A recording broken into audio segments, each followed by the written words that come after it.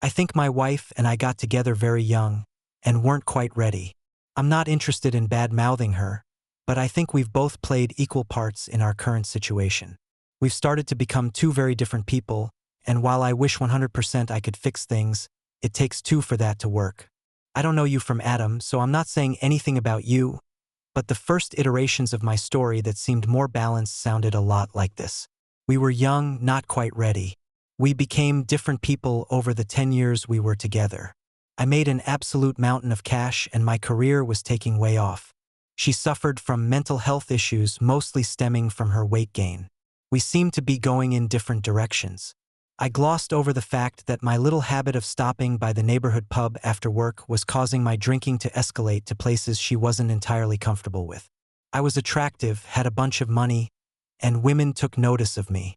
I never cheated, but I totally enjoyed the attention I got without even lifting a finger. My wife had gained a lot of weight and skinny, hot mid-20s were all over me. I felt things about my wife that I am ashamed of today. While I am happily remarried now, those basic bitches had nothing on my first wife. She was just in a really bad spot for a few years.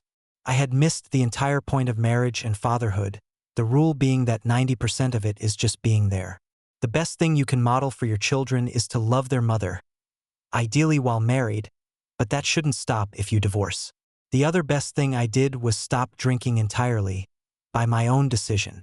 I was not concerned with child support, mine is double yours, but my point about you having a relationship with the state isn't to be taken lightly.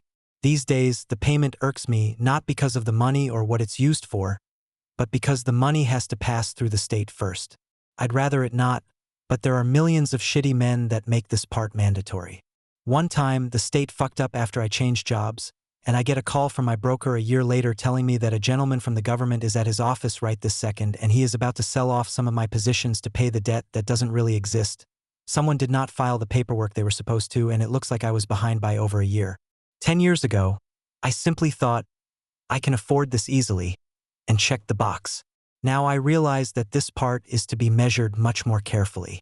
Yes, I can afford it, but not all months are cash flow, even job change, market meltdowns, so sometimes that check is easier to write than others. My kids are older.